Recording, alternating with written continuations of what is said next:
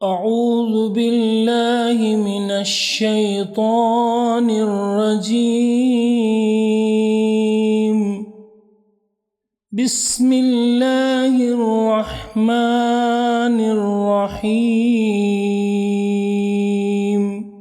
واعلموا أنما غنمتم من شيء فأن لله خمسه وللرسول ولذي القربى واليتامى والمساكين وابن السبيل إن كنتم آمنتم بالله وما أنزلنا على عبدنا يوم الفرقان يوم التقى الجمعان والله على كل شيء قدير. نحمدہ و نصلی علی رسولہ الکریم، اما بعد. خواتین و حضرات، رمضان المبارک کی آج 10ویں شب ہے. انشاءاللہ ہم کلام پاک کے 10ویں جز پر بات کریں گے. پہلے اس جز میں آئے ہوئے مضامین پر ایک سرسری نظر ڈالیں گے، پھر اس میں سے کوئی ایک خصوصی سبجیکٹ کو لے کر تھوڑی سی ڈیپر اسٹڈی کریں گے. جز کی شروعات ہوتی ہے کہ معلوم ہونا چاہیے کہ مال غنیمت میں سے 5ویں میں کا ایک حصہ، خمس یعنی 1/5، وہ اللہ کا اور اس کے رسول کا ہے، اور رسول صلی اللہ علیہ وسلم کے رشتہ دار، یتیم، غربا، ضرورت مند اور حاجت مند اور مسافروں کا شیر ہے. یہ یاد رہے کہ اس زمانے میں جنگ بدر ہوئی تھی، اور اس میں جو کچھ مال غنیمت حاصل ہوا تھا اس پس منظر میں یہ آیت آئی، کیونکہ اسلام ایک ویلفیئر اسٹیٹ کا تصور دیتا ہے. اس لیے وہ جو ڈاؤن ٹراڈن لوگ ہیں، ہیو ناٹس ہیں، سماج کا جو کمزور طبقہ ہے، ان کا حصہ محفوظ کیا گیا. اس کے بعد اسی پارے کے اندر سورہ توبہ بھی آتی ہے. دونوں کے مضامین بہت سملر ہیں، اس لیے دونوں کے بیچ میں بسم اللہ الرحمن الرحیم بھی لکھا ہوا آپ نہیں پائیں گے. جنگوں کے پس منظر میں کچھ بنیادی باتیں اس پارے میں ہمیں ملتی ہیں، چونکہ جنگ بدر واقع ہوئی تھی، اور سورہ توبہ میں جنگ تبوک کا ذکر ہے، اور بیچ میں اور بہت سی جنگیں ہوئی تھی. اس لیے بتایا گیا کہ جنگوں کے احکام کیا ہیں. تبوک کے موقع پر سورہ توبہ کے اندر جو باتیں آئی ہیں، ان میں سے 3 دشمنوں سے لڑائی کرنے کی تعلیم دی گئی، ان کی سر کو بھی کرنے کی بات کہی گئی. ایک تو ایکسٹرنل اینیمی ہے، یعنی مکہ کے مشرکین، جن کا معاہدہ مدینے کی ریاست کے ساتھ تھا، اور انہوں نے اس معاہدے کو توڑ ڈالا. تو نبی صلی اللہ علیہ وسلم کو حکم ہوا کہ جب انہوں نے ایک طرفہ آپسی معاہدے کو کالعدم قرار دے دیا تو آپ پر بھی لازم نہیں ہے کہ اس کی پابندی کریں. دوسرے جو دشمن تھے وہ ریلیجیس اینیمی، یعنی بنی اسرائیل، ان کا بھی وعدہ تھا. ایک تحریری دستور مدینے کے اندر موجود تھا، اور اس دستور میں ان کے حقوق صاف طور پر بیان کیے گئے تھے. دستور میں عہد کرنے کے بعد دستور کی پابندی کی بجائے دستور کی خلاف ورزی وہ کرنے لگے، دشمنوں کے ساتھ ساز باز کرنے لگے، اور اسلام اور مسلمانوں کو نقصان پہنچانے کی ہر جتن کرتے تھے. تو ان کے خلاف بھی لڑائی کرنے کا حکم دیا گیا. اور تیسری کیٹیگری ان کی ہے جو اپنے آپ کو پریٹینڈ تو کرتے تھے کہ وہ مسلمانوں میں سے ہیں، لیکن منافقین تھے. ان کی بھی دلچسپی دشمنوں کے ساتھ تھی، ان کی دوستی دشمنوں کے ساتھ تھی. وہ مارے آستین تھے، اندر سے مسلمانوں کی صفوں کو پھاڑنا چاہتے تھے، اندر سے مسلمان اور نبی صلی اللہ علیہ وسلم کے خلاف بہت سے اشغلے چھوڑتے تھے. ان کے خلاف اللہ کے رسول صلی اللہ علیہ وسلم کو تعلیم دی گئی کہ جہاد کریں۔ یہ پہلی بات ہے جو سورہ توبہ کے پس منظر میں ہمیں سمجھ لینی چاہیے۔ بنی اسرائیل کے جو سرداران تھے یہود، ان کے بارے میں اللہ تبارک و تعالیٰ نے فرمایا کہ وہ تو مذہبی لوگ تھے، ان کے پاس تورات دی گئی تھی، تورات کی تعلیمات کے مطابق عمل کرنے کے بجائے وہ لوگوں کا مال حرام طریقے سے کھاتے تھے، دولت کو جمع کر کے رکھتے تھے، کنز کو جمع کرتے تھے۔ قرآن نے کہا کہ جو لوگ دولت کو جمع کر کے رکھیں گے، قیامت کے دن اسی کنز سے، اسی جمع شدہ دولت سے ان کے پیشانیوں کو، ان کی پیٹھوں کو، ان کے پہلوؤں کو داغا جائے گا۔ ان کی جو دوسری جو شرارت تھی وہ ہے سیدھے راستے سے لوگوں کو روکنا، اسلام کی طرف آنے سے روکنا، نبی صلی اللہ علیہ وسلم کے خلاف بہت سی باتیں بیان کرنا، اور تیسرا جو جرم ان کا تھا وہ امیسٹس آف ویلتھ تھے، دولت کے پجاری تھے، دولت کو جمع کرنا چاہتے تھے۔ ایک تو دولت کو باطل طریقے سے کھاتے تھے، دوسرا دولت کو جمع کرتے تھے، اور تیسرا خدا کے راستے سے روکتے تھے۔ یہ پہلی بات ہے جنگوں کے حوالے سے، یعنی 3 کیٹیگریز کا ذکر ہوا۔ جنگ کے حوالے سے دوسری تعلیم دی گئی، مسلمانوں کو بتایا گیا کہ تمہیں اللہ تعالیٰ کے بعد اپنی اجتماعی قوت پر بھروسہ ہونا چاہیے۔ پہلے تو یہ کہا کہ اگر تم لوگ 100 ہیں تو 1000 پر بھاری ہیں، یعنی 1:10 کا ریشیو بتایا گیا، اور اس کے بعد اسے گھٹا کر بتا دیا گیا کہ اگر تم لوگ 100 ہیں تو 200 پر بھاری ہیں، یعنی وہاں 1:2 کا۔ تو دوسری بات ہمیشہ یہ یاد رکھنی چاہیے کہ جنگوں میں تعداد زیادہ میٹر نہیں کرتی، اسٹریٹجیز میٹر کرتی ہے، اور انر اسٹرینتھ، ایمان کی کیفیت، اللہ پر توکل، اللہ پر بھروسہ، اسی کی بنیاد پر جنگ بدر میں بھی مسلمانوں نے جنگ جیتی ہے، اور دیگر جنگوں میں بھی مسلمانوں کی تعداد دشمنوں کے مقابلے میں بہت کم تھی، اس کے باوجود ان کا پرفارمنس بہت اچھا تھا۔ تیسری بات یہ بتائی گئی کہ جنگ پسندیدہ نہیں ہے، قوموں کے درمیان معاہدات ہونی چاہیے، ان کے درمیان ایگریمنٹس ہونی چاہیے، اور اگر ایک طرفہ کوئی ایگریمنٹ کو ڈسکارڈ کر دیتا ہے اور معاہدوں کی خلاف ورزی کرتا ہے تو پھر اس کے بعد مسلمانوں پر بھی لازم نہیں ہے کہ وہ معاہدے کی پابندی کریں۔ اب اس کے بعد مقابلہ ہوگا تو مدینے کی ریاست ایک طرف، مکے کی ریاست ایک طرف، ان دونوں کے درمیان جو معاہدات تھے وہ معاہدات توڑ دینے کے نتیجے میں اللہ تعالیٰ نے کہا کہ اب اللہ اور اس کے رسول برات کا اعلان کرتے ہیں، اور اس کے بعد بتایا گیا کہ کفار و مشرکین کے ساتھ جنگ ہوگی۔ تیسری بات یہ کہ جنگوں میں مسلمانوں کو تعلیم دی گئی کہ ثابت قدم رہیں، میدان جنگ میں پیٹھ پھیر کر بھاگنا گناہ کبیرہ مانا جاتا ہے، اور میدان جنگ میں بھی اللہ تعالیٰ کو کثرت سے یاد کرنا چاہیے۔ یا ایھا الذین آمنوا اذا لقیتم فئۃ فاثبتوا واذکروا اللہ کثیرا لعلکم تفلحون۔ اے اہل ایمان، میدان جنگ میں ثابت قدم رہو اور اللہ تعالیٰ کو کثرت سے یاد کرو تاکہ تم کامیاب ہو سکے۔ پھر ایک اور تعلیم دی گئی، وہ یہ ہے کہ کمانڈ جو رسول صلی اللہ علیہ وسلم سے ملے اس کی بھرپور اطاعت ہونی چاہیے، عین میدان جنگ میں اختلاف نہیں کرنا چاہیے، ہمیشہ صفوں کے اندر اتحاد ہو اور کمانڈ کو فالو کیا جائے۔ وَأَطِيعُوا اللَّهَ وَرَسُولَهُ وَلَا تَنَازَعُوا فَتَفْشَلُوا وَتَذْهَبَ رِيحُكُمْ وَاصْبِرُوا إِنَّ اللَّهَ مَعَ الصَّابِرِينَ۔ کہا کہ اللہ کی اطاعت کرو، رسول کی اطاعت کرو، آپس میں تنازع نہ کرو۔ اگر ایسا کرو گے تو تم ہلکے پڑ جاؤ گے اور تمہاری ہوا اکھڑ جائے گی، تمہارا جو روب باقی ہے وہ ختم ہو جائے گا۔ ثابت قدم رہو، وَاصْبِرُوا إِنَّ اللَّهَ مَعَ الصَّابِرِينَ، اللہ تعالیٰ صبر کرنے والوں کے ساتھ ہوتا ہے۔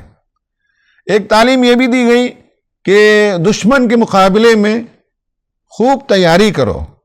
وَأَعِدُّوا لَهُم مَّا اسْتَطَعْتُم مِّن قُوَّةٍ، اس زمانے میں گھوڑے قوت کی نشانی تھے، اور آج کے زمانے میں مسلمانوں کو یہ ہے کہ علمی قوت، انٹلیکچول قوت، یا یہ ہے کہ ریسرچ کی قوت، ووٹ کی قوت، اتحاد کی قوت، اس طرح جہاں جہاں آپ محسوس کرتے ہیں کہ اسٹرنتھ چاہیے، وہ سارے اسٹرنتھ سے لیس ہونا چاہیے۔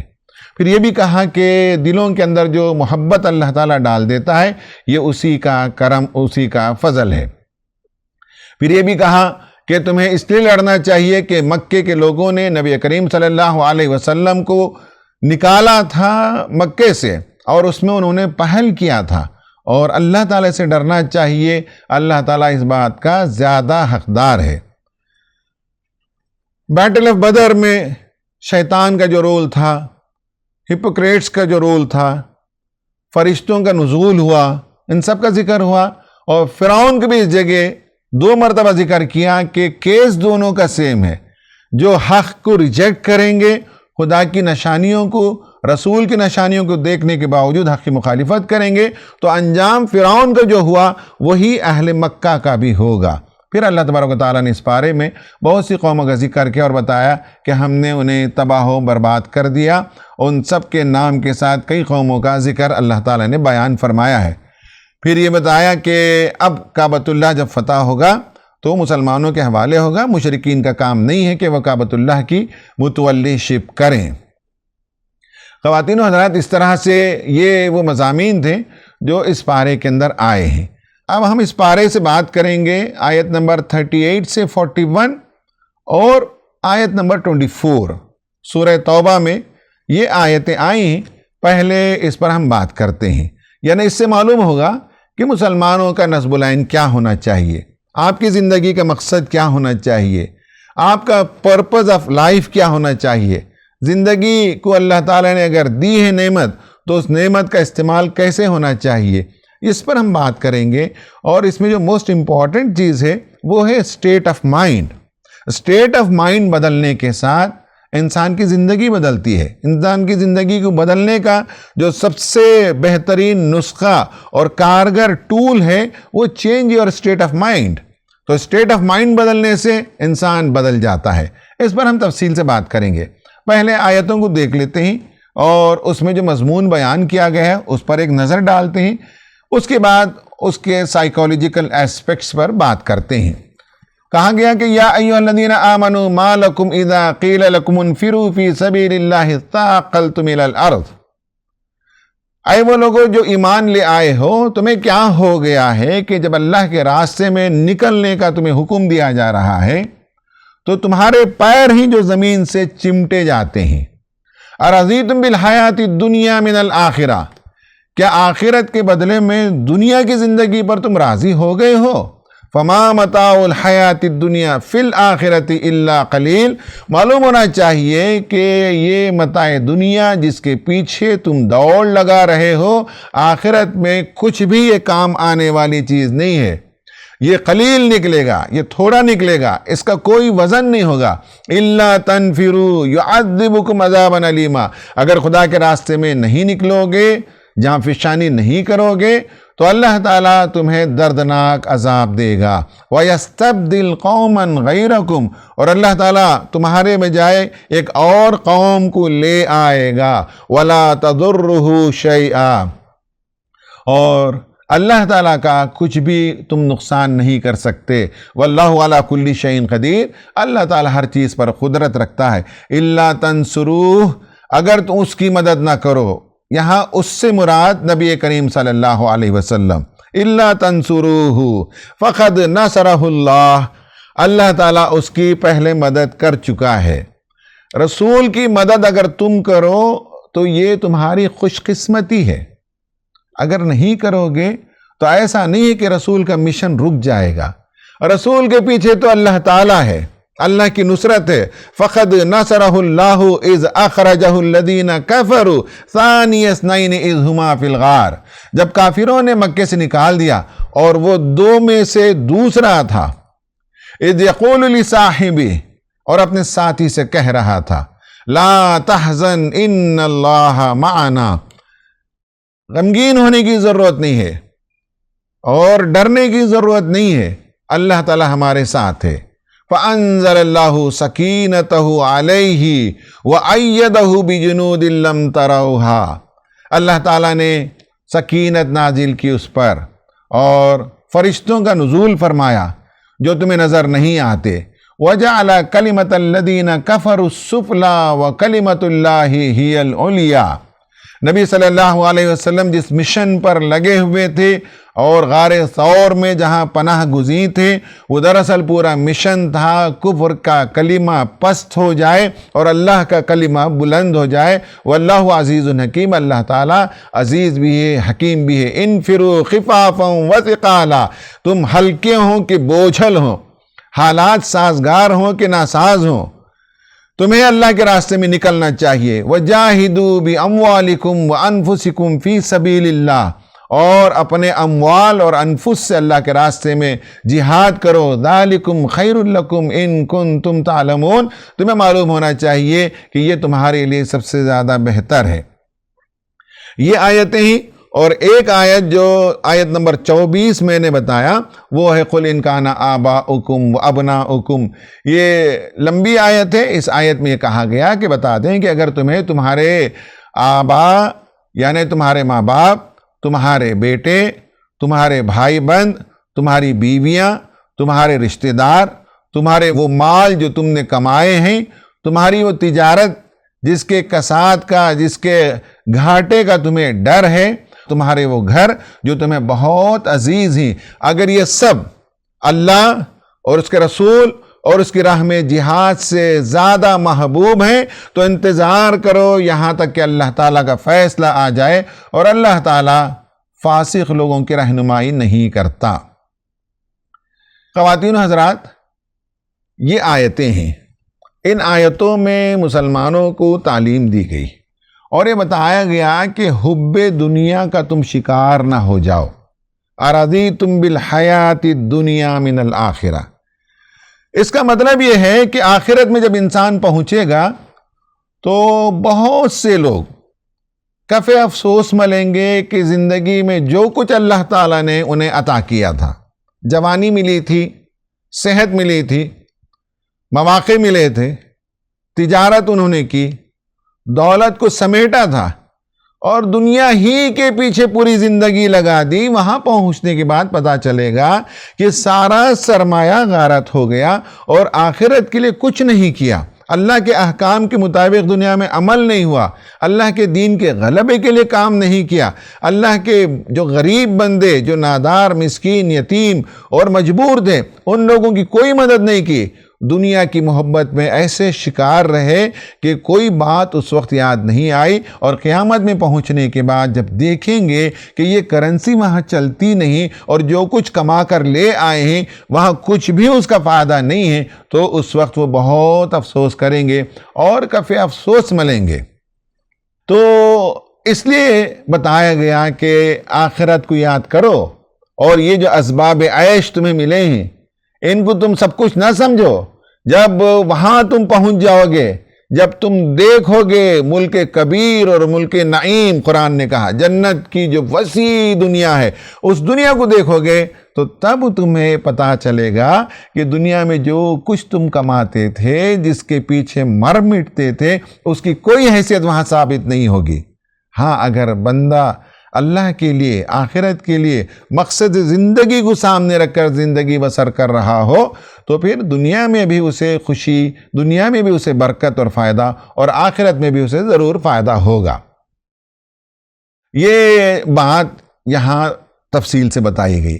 دوسری بات ان آیتوں میں جو بتائی گئی وہ یہ ہے کہ نبی کریم صلی اللہ علیہ وسلم کے خون کے پیاسے دشمن آپ کو ہر طرف سے ڈھونڈ پھر رہے تھے جب آپ ہجرت کی رات نکلے تھے، اور جا کر آپ غار ثور میں پناہ گزین ہو گئے، آپ نے پناہ لے لیا، اور آپ کے ساتھ حضرت ابو بکر صدیق رضی اللہ تعالی عنہ تھے۔ اطراف مکہ کی وادیوں میں سے کوئی گوشہ ایسا نہ تھا جہاں کفار و مشرکین نے لوگوں کو نہ بھیجا ہو، تلاش نہ کیا ہو، ہر کوشش کی، آخر میں اس جگہ بھی پہنچے اور کسی کے پیر نظر آ رہے تھے۔ حضرت ابو بکر صدیق رضی اللہ تعالیٰ عنہ جب دیکھ لیا کہ دشمن قریب آ گیا ہے تو اللہ کے رسول صلی اللہ علیہ وسلم سے اپنی فکر کا اظہار کیا تو آپ صلی اللہ علیہ وسلم نے فرمایا لا تحزن، حزن و ملال کا شکار ہونے کی ضرورت نہیں ہے، خوف زدہ ہونے کی ضرورت نہیں ہے، رنجیدہ ہونے کی ضرورت نہیں ہے، بلکہ ثابت قدم رہیں، اللہ تعالی ہمارے ساتھ ہے۔ یہ بہت ہی تاریخی جملہ تھا، اور آج کے زمانے میں بھی مسلمانوں کو یہ جملہ بڑی ہمت دیتا ہے کہ لا تحزن ان اللہ معنا۔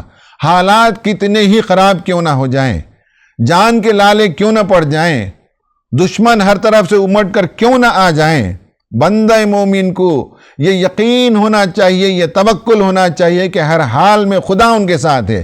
خدا کے دین کے لیے اگر کام کر رہے ہیں، خدا کی مرضی کی راہ پر وہ چل رہے ہیں، تو آنے والی ہر مصیبت میں خدا ہی کی مدد سے وہ کامیاب ہو سکتے ہیں، یہ یاد ہونا چاہیے۔ یہ بات کہی گئی کہ زمین سے چمٹ نہ جاؤ، یعنی تم زمین کے بوجھ مت بن جاؤ، زمین کے تم لالچ ہو جاؤ، یہ مناسب نہیں ہے۔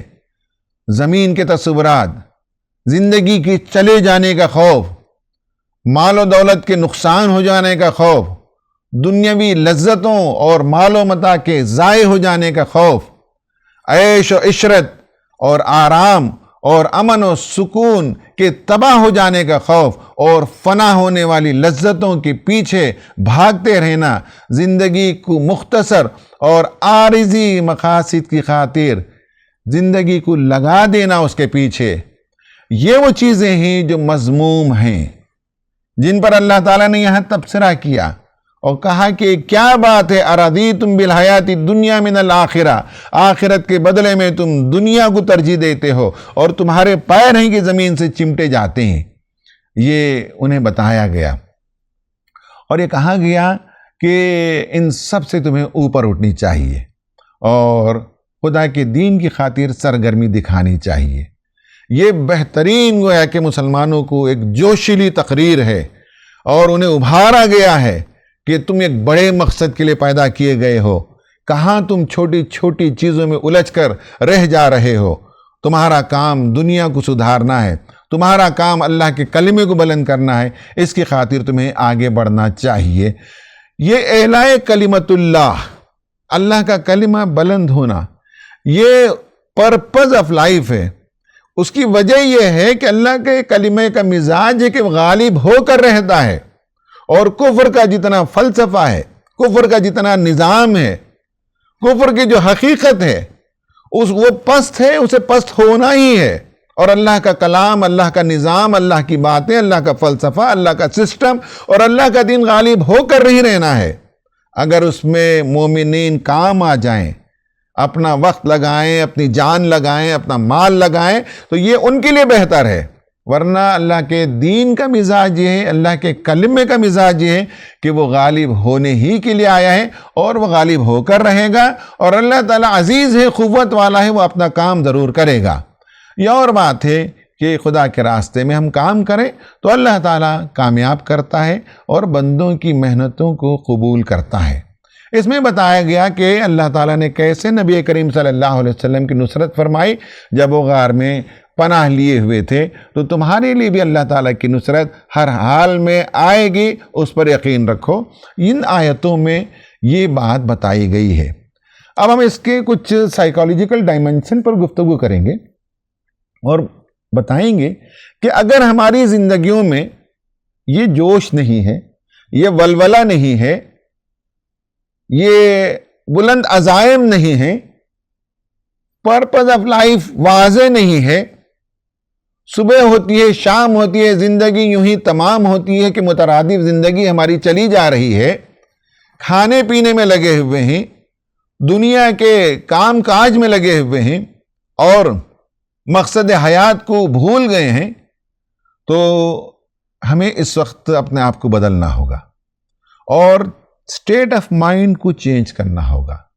اس سلسلے میں آپ سے پوچھنا چاہتا ہوں، آپ اپنے آپ سے پوچھئے، ask yourself what you truly want in life. آپ زندگی میں کیا چاہتے ہیں؟ اس کی ایک فہرست آج کی رات بنائیے، بیٹھیے۔ کیا آپ یہ چاہتے ہیں کہ بہت ہی خوشگوار گھرانہ ہو، آپ کے بہت ہی پیارے بچے ہوں؟ کیا آپ یہ چاہتے ہیں کہ بے شمار دولت آپ کے پاس ہو، خوبصورت اور بہترین تیز رفتار گاڑیاں موجود ہو، اور بام عروج پر آپ کی تجارت ہو، ایک شاندار بنگلہ ایک پہاڑ کے اوپر ہو؟ کیا چاہتے ہیں اس کو لکھ لیجئے۔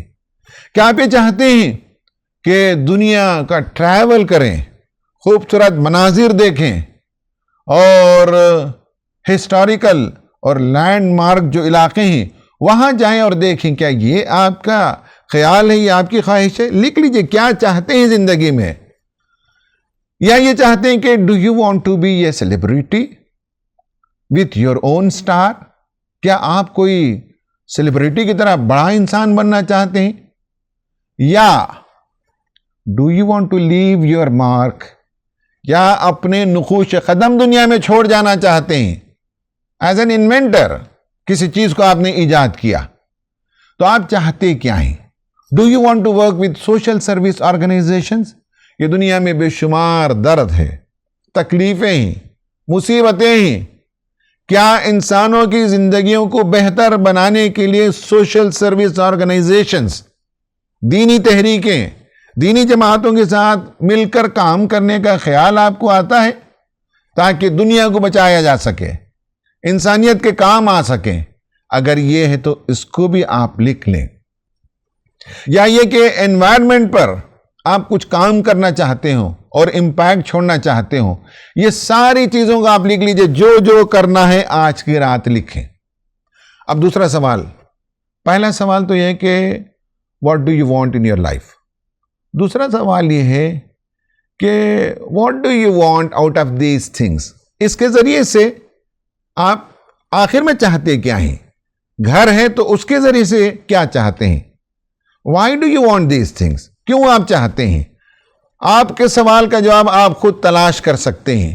آپ کو گھر چاہیے، کار چاہیے، بنگلہ چاہیے، اور نیم اور فیم چاہیے، دنیا گھومنا چاہیے، یہ سب آپ نے خواہش کی۔ سوال یہ ہے کہ why do you want these things? کیوں چاہتے ہیں؟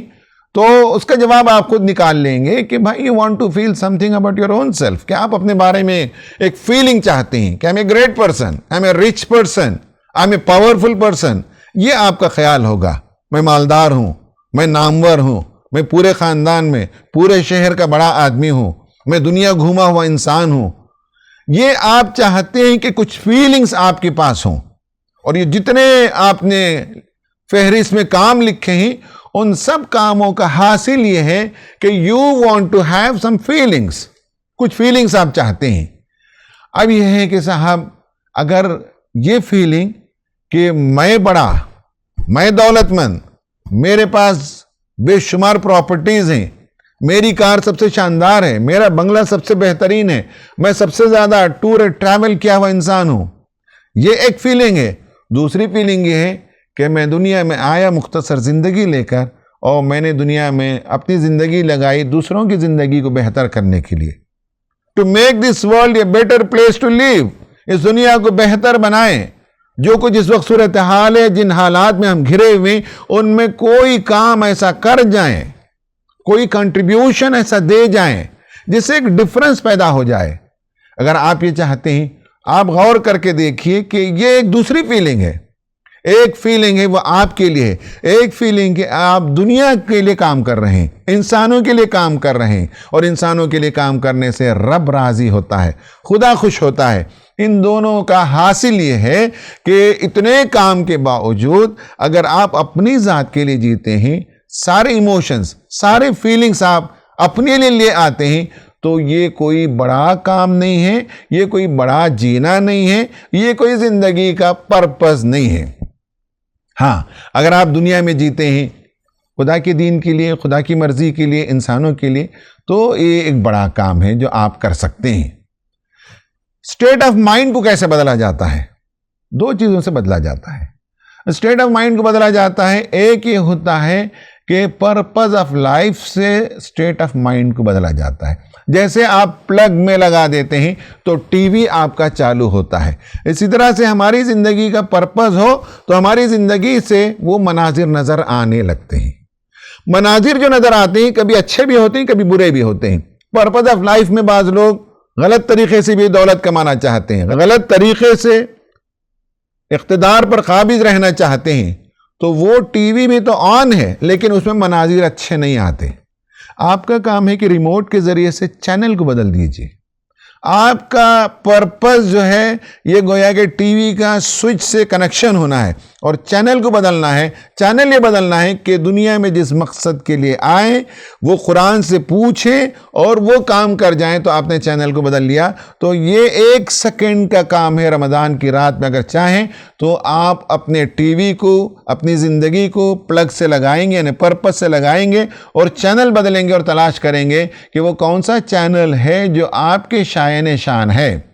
اس پارے کی طرف ہم لوٹ کر آتے ہیں تو ہمیں معلوم ہوتا ہے کہ ہمارا جو کام ہے اس کے لیے اللہ تعالیٰ نے ابھی جن آیتوں کا انتخاب کیا اور جس پر ہم نے گفتگو کی، ان میں 4 اصطلاحات کو استعمال کیا گیا۔ ایک ہے نفرہ، ایک ہے نصرت، ایک ہے جہاد، ایک ہے اعلاء کلمت اللہ۔ یہ 4 کام مسلمانوں کو کرنے کے ہیں۔ انفرو، یہ نون فے رے سے ہے، اور یہ ہے النفر، یعنی نکلنا ہے۔ اس میں الا کا صلہ لگتا ہے یا ان کا، یعنی کسی چیز سے بھاگنے کے بھی اور کسی چیز کی طرف دوڑنے کے بھی ہیں۔ تو یہاں کہا گیا کہ خدا کے دین کی طرف دوڑنا ہے، خدا کے دین کے غلبے کے لیے نکلنا ہے اور اس کے لیے کام کرنا ہے۔ نفرت بھی اسی سے نکلا ہوا لفظ ہے، کسی سے بھاگنا ہے، کسی سے دور ہونا ہے۔ اور نفرہ جو ہے لڑائی کے معنوں میں بھی استعمال ہوتا ہے۔ یہاں انفرو خفافا و ثقالا کا جو لفظ آیا ہے وہ جنگ تبوک کے پس منظر میں آیا ہے۔ تو معلوم ہونا چاہیے کہ انفرو یعنی گھروں سے نکلنا۔ گھروں سے نکلنے کا مطلب ہے میدان میں ایکٹیو ہونا، میدان میں کام کرنا، جوہدکار بننا، ایکٹیوسٹ بننا، خدا کے راستے میں نکلنا چاہیے، کام کرنا چاہیے۔ یہ ایک لفظ ہے جو یہاں استعمال ہوا ہے، اور یہ لفظ اس رکوع کے اندر 2-3 مرتبہ استعمال ہوا ہے۔ دوسرا لفظ ہے نصرہ، نون صاد رے سے نکلا ہے۔ النصر والنصرہ، اس کے معنی کسی کی مدد کرنے کے۔ قرآن پاک میں آیا ہے نصر من اللہ و فتح قریب، اللہ تعالیٰ کی طرف سے قریب ہی میں فتح اور نصرت تمہیں ملنے والی ہے۔ اذا جاء نصر اللہ، اللہ تعالیٰ کی نصرت اور مدد جب آ جائے گی۔ تو لفظ نصر قرآن میں کئی جگہ استعمال ہوا ہے۔ اس میں ایک طرف تو یہ ہے کہ اللہ تعالیٰ کی نصرت تمہارے حق میں آتی ہے، اللہ تعالیٰ کی مدد تمہارے حق میں آتی ہے، اور ایک یہ ہے کہ تم اللہ کی مدد کرو۔ تعجب ہوگا کہ اللہ تعالیٰ کی مدد کرنے سے مراد کیا ہے؟ اللہ کی مدد کرنے سے مراد یہ ہے کہ اللہ کے دین کی نصرت کرنا ہے، اللہ کے دین کی مدد کرنی ہے، اللہ کے رسول کی مدد کرنی ہے، اس مشن کے ساتھ لگنا ہے۔ تو یہ قرآن میں دونوں پہلوؤں سے آئے ہیں۔ ان ینصرکم اللہ فلا غالب لکم، اگر اللہ تعالیٰ تمہاری نصرت کرے تو تم پر کوئی غالب نہیں آ سکتا۔ یہاں جو ہے اللہ تعالیٰ کی نصرت ہے، اور اس جگہ کہا گیا اور دوسری جگہ بھی کہا گیا کہ اللہ تعالیٰ کی تم نصرت کرو۔ ان تنصر اللہ ینصرکم، تم اللہ تعالیٰ کی نصرت کرو، مدد کرو تو اللہ تعالیٰ تمہاری مدد کرے گا۔ حضرت عیسیٰ علیہ السلام نے کہا کونو انصار اللہ، اللہ تعالیٰ کے مددگار بنو۔ تو معلوم ہوا کہ نعوذ باللہ اللہ تعالیٰ ہماری مدد کا محتاج نہیں ہے، یہ ہماری سعادت مندی ہے کہ اس کا جو مشن ہے، اس کا جو اس دنیا کے لیے بڑا گرینڈ ڈیزائن ہے کہ دنیا میں عدل و قسط کا نظام قائم ہو، اس میں انبیاء کو بھیجتا رہا اور انبیاء یہ کام کرتے رہے۔ انبیاء کے چلے جانے کے بعد اگر دین کی نصرت تم کرو، دین کی مدد تم کرو، دین کے کام کو لے کر آگے تم بڑھو، تو یہ تمہاری سعادت مندی ہے۔ تیسرا جو لفظ استعمال ہوا، تیسری اصطلاح جو استعمال ہوئی ہے وہ ہے علو، اعلاء کلمت اللہ، عین لام واو سے، یعنی یہ کہ کسی چیز کا بلند ترین حصے کو کہتے ہیں، اور یہ جو ہے سفل کی ضد ہے، پستی کی ضد ہے، بلندی ہے۔ اس میں معلوم ہوا کہ جو علو کی نسبت ہے وہ اللہ تعالیٰ کے کلمے سے ہے، یعنی اللہ کا کلمہ بلند ہو، اللہ کی دعوت بلند ہو، اللہ کا پیغام بلند ہو، اللہ کا مشن بلند ہو، اللہ تعالیٰ کا دیا ہوا نظام اسلام کا فلسفہ یہی سپریم ہونا چاہیے، اور اس کی فطرت ہے سپریمیسی کی، اس کی فطرت ہے دنیا میں غالب آنے کی۔ باقی جتنے انسان کے مین میڈ ازمز ہیں اور جتنے انسانوں کے مین میڈ فلسفیز ہیں، مین میڈ سسٹمز ہیں، وہ سب فلاڈ ہیں، ان سب کے اندر خامیاں موجود ہیں۔ وہ دنیا کو سکون نہیں دے سکتے، وہ دنیا میں مساوات قائم نہیں کر سکتے، غربت کا خاتمہ نہیں کر سکتے، عورتوں کی عصمت کا تحفظ نہیں کر سکتے۔ وہ سارے سسٹمز فیل ہیں۔ سسٹم اگر کوئی انسانوں کے کام آ سکتا ہے تو وہ اللہ تعالیٰ کا سسٹم ہے، اس کی بلندی کے لیے کام کرنا، اعلاء کلمت اللہ کا کام کرنا۔ اور چوتھی اصطلاح ہے وہ ہے جہاد، جیم ہے دال سے ہے، یہ ہے جد و جہد کرنا اور کوشش کرنا۔ عام طور پر غلطی سے یہ سمجھ لیا جاتا ہے کہ میدان میں تلوار لے کر نکلنے کا نام جہاد ہے، نہیں، اس کے لیے تو قتال کا لفظ استعمال ہوا ہے۔ قتال کا معنی تو لڑنے کے معنی میں آئے ہیں، جہاد کا معنی جد و جہد کرنے، کوشش کرنے، سنگھرش کرنے اور انڈیور کرنے کے معنوں میں آیا ہے۔ تو اللہ کے دین کو بلند کرنے کے لیے، اس کی فلسفی کو بلند کرنے کے لیے آپ اپنے ذہن کو چینج کیجئے، اور جیسا آپ کر سکتے ہو، لکھ سکتے ہو تو لکھیں، بول سکتے ہو تو بولیں، شاعری کر سکتے ہو تو شاعری کریں، ایکٹیوسٹ بن کر کام کر سکتے ہو تو ایکٹیوسٹ بن کر کام کریں، علمی کام کر سکتے ہو تو علمی کام کریں، ریسرچ کا کام کر سکتے ہو تو ریسرچ کا کام کریں۔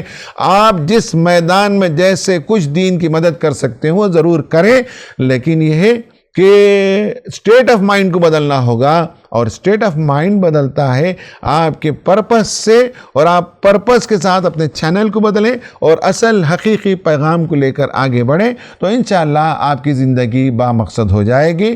آج کی رات ڈیسائیڈ کیجئے فار اے چینج، اور change the mental and emotional state, اور اس کے ساتھ جیسے آپ یہاں چینج کریں گے، میدان عمل میں اتریے، سرگرمی دکھائیے، جس کے نتیجے میں جو مختصر زندگی ہے وہ ابدی زندگی بن جائے گی، امر ہو جائیں گے، ہمیشہ کے لیے کامیاب ہو جائیں گے۔ اللہ تعالیٰ سے دعا ہے کہ اللہ تعالیٰ ہمیں اپنے مقصد زندگی کو پہچاننے کی توفیق عطا فرمائے۔ آمین۔ وآخر دعوانا ان الحمد للہ رب العالمین۔